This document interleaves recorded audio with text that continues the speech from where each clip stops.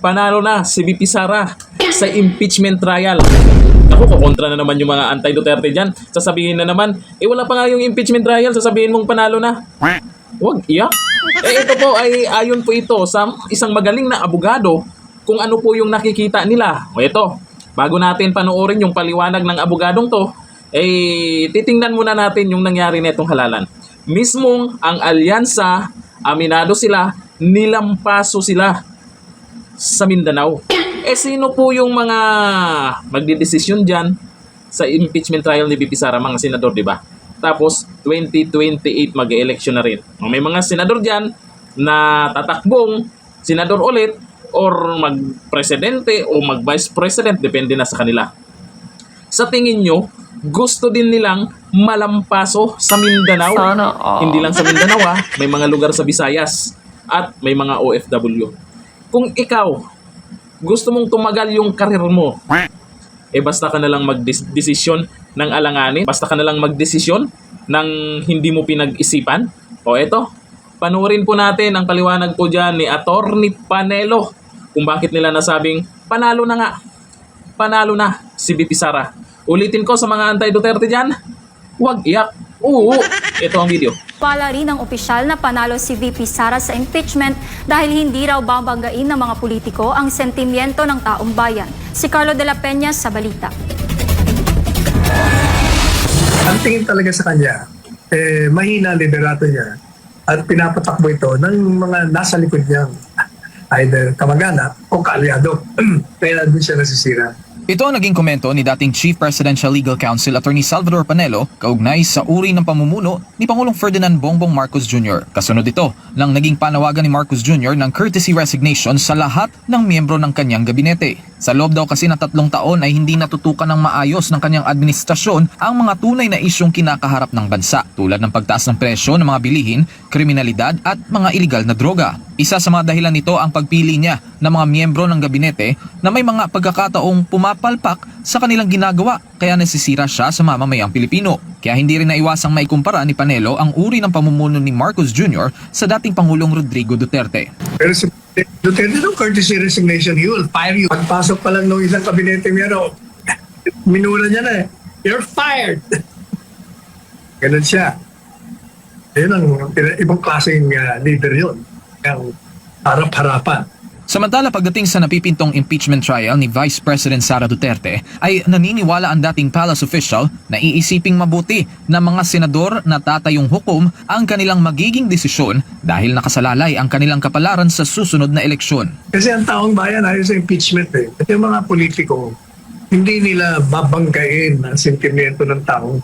Kasi maapektuhan ang kanilang political career sa 2028. Dahil dito ani Panelo, malaki ang tsansa na mailalaban ni Vice President Sara ang nakabinbing impeachment trial laban sa kanya. Most of them will be voting on the basis of their political survival sa susunod na halalan. Kaya panalo niya si Inday Sara. Sa isang liham ay ipinaabot ni Senate President Francis Cheese Escudero kay House Speaker Martin Romualdez na handa na ang Senado na tanggapin ang prosecution panel mula sa Kamara para sa pagbabasa ng impeachment charges laban sa pangalawang Pangulo sa darating na Hunyo 2 ngayong taon alinsunod sa Rule 1 ng Rules sa Procedure on Kaya Impeachment sa mga Trial. anti-Duterte, kung ayaw nyo mag-agree, edi mas matalino na kayo kay attorney. Sana all. Yun naman talaga. Kung iisipin mo ba naman, ngayon pa lang, hindi pa nag-umpisa po yung impeachment trial. Baka nga meron pang mga mabibigat na ebidensyang ilabas dyan si VP Sara. Kasi yung binabato kay VP Sara na confidential fund, naku, napaliwanag na po ng COA yan. Baka naman mapilitan yung iba dyan na pasilip din yung confidential fund ng iba, lalo kay Junior. Naku, mas malaki yun. Bakit kay VP Sara lang ang tinitingnan? Tapos yung mga dokumento nandun na sa COA, pinaliwanag na ng COA. Mabigat ba yun? Sa ebidensya naman, kung hindi naman tayo abogado, pero makikita naman natin kung saan nagsisimula yung impeachment na yan.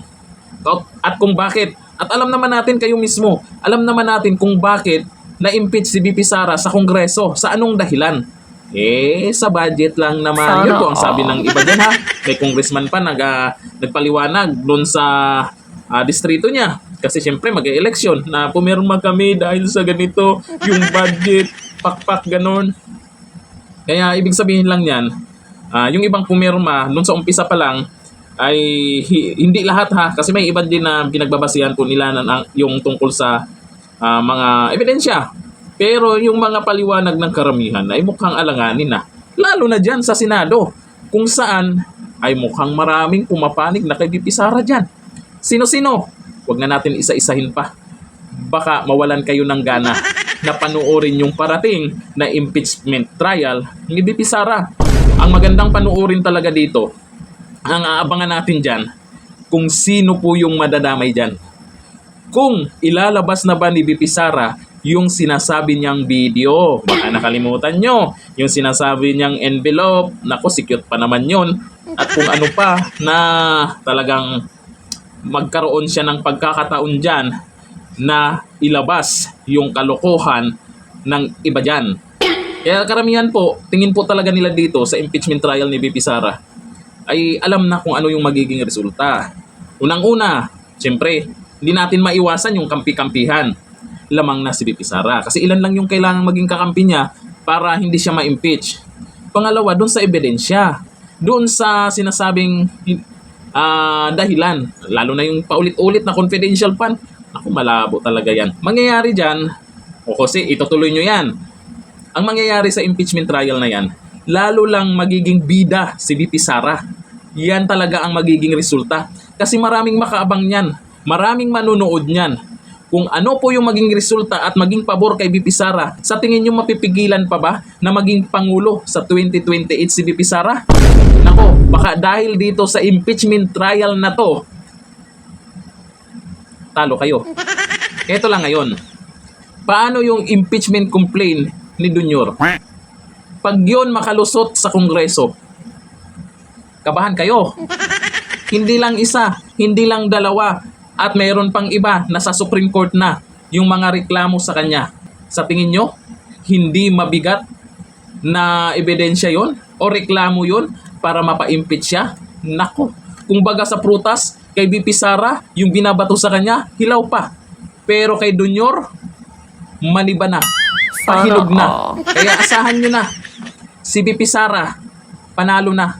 Hindi pa nag-uumpisa ang impeachment trial niya, panalong-panalo na. Sa mga anti-Duterte, alam ko na, hindi kayo mag-agree. Sa mga 1530 vloggers, alam ko na, nahihirapan kayo, hirap na kayo ipagtanggol ang amo nyo. Pero tuloy lang yan, hanggat may ganito. Sana all na lang talaga. Hanggang dito lang, thank you. Bye-bye.